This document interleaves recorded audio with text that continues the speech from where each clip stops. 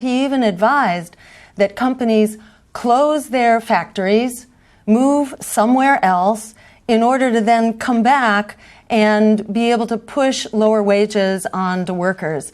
And in fact, that is what NAFTA has accomplished. Not only losing us well over 1 million jobs, some say as much as 3 and 4 million, but also putting downward pressure on wages. So we're actually calling for the antidote to NAFTA. And my administration would create a Green New Deal, like the New Deal that got us out of the Great Depression. So this is not rocket science. This is not a hypothetical. This is something that we do. It calls for investing in people, investing in the real economy. We call for 20 million good wage, living wage jobs that will transition us to 100% clean renewable energy, a healthy and sustainable food system, as well as public, energy efficient, renewably powered transportation, and restoring our ecosystems. This revives our economy. It turns the tide on climate change. It actually revives our health. We save so much money from improved health that alone is enough to pay the costs of the Green New Deal. And finally, achieving 100% renewable energy by 2030 enables us to make the wars for oil obsolete, which in turn puts hundreds of billions of dollars into true security here at home. Our country needs. Our country's in deep trouble.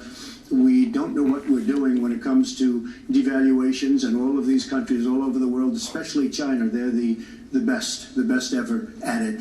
What they're doing to us is a very, very sad thing. So we have to do that. We have to renegotiate our trade deals. And Lester, they're taking our jobs, they're giving incentives, they're doing things that frankly we don't do. Let me give you the example of Mexico. They have a VAT tax, we're in a different system. When we sell into Mexico, there's a tax. When they sell in automatic, 16% approximately. When they sell into us, there's no tax. It's a defective agreement. It's been defective for a long time, many years, but the politicians haven't done anything about it. Now, in all fairness to Secretary Clinton, yes, is that okay? Good. I want you to be very happy. It's very important to me. But in all fairness to Secretary Clinton, when she started talking about this, it was really very recently. She's been doing this for 30 years. And why hasn't she made the agreements better?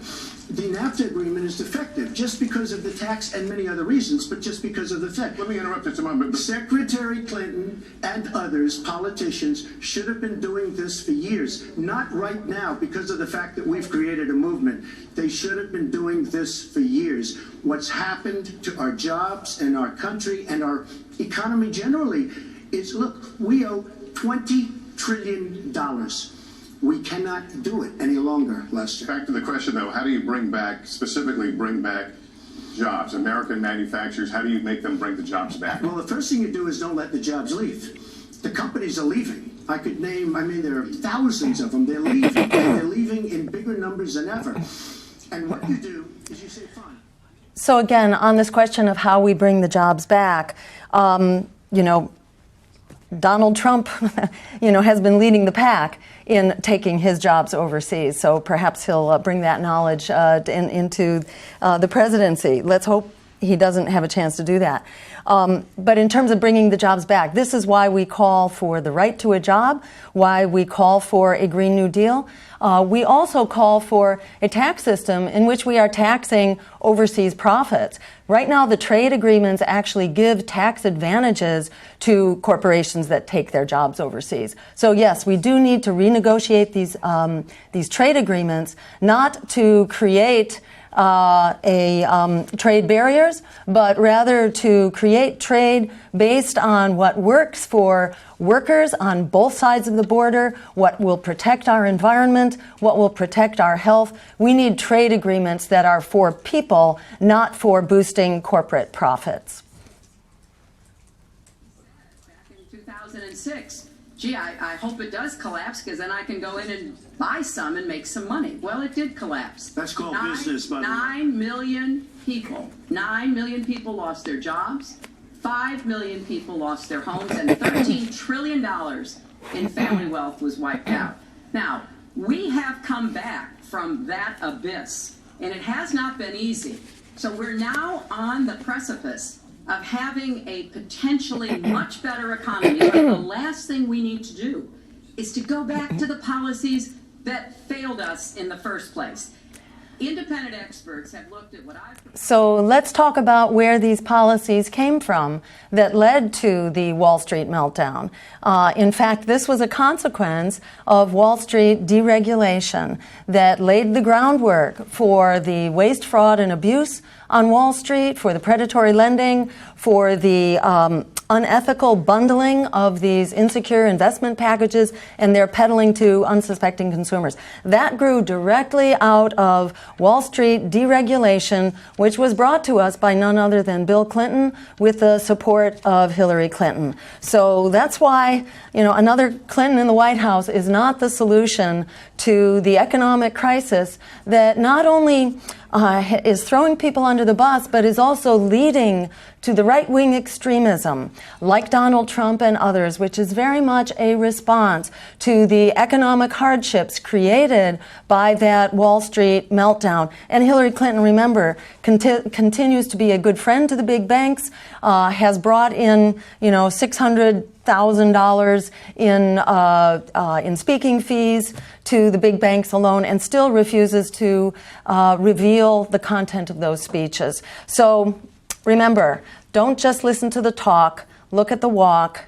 Let's not go down that road again. Thank you.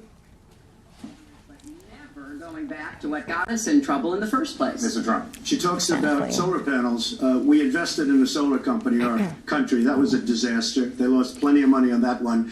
Now, look, I'm a great believer in all forms of energy, but we're putting a lot of people out of work. Our energy policies are a disaster.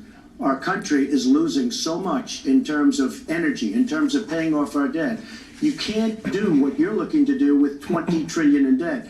The Obama administration, from the time they've come in, is over 230 years worth of... So let's be clear, that loan guarantee program to support clean renewable energy is actually in the black. There was one transient loss that Donald Trump was referring to, but the program on the whole is enormously successful because renewable energy is where it's at. It's also where the money is at. It is creating jobs at 12 times the rate of the rest of the economy right now. Jobs in solar and in wind in particular are growing very fast. People know that this is the right thing to do, and this is where the new economy lies. I might also say this is where our survival lies, because the science is very clear now. In fact, a report last week, this Oil Change International report, is that we have 17 years actually to zero out fossil fuels. Not only are they deadly for our health, but they are deadly for our climate, and the day of catastrophic impact is coming closer. So this is not something to think about for the future. This is a state of emergency.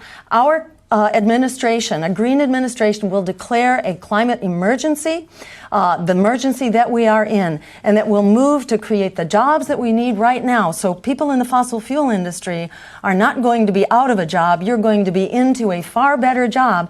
In fact, it's the fossil fuel workers right now who are really on in the target hairs of the terrible health impacts. Their risk of dying on the job, in fact, is 700% higher the minute they walk in the door of that refinery or that fracking site or get in a truck to drive the fuel. So we got jobs, lots more jobs, and jobs that are good for you, for the economy, and for the planet.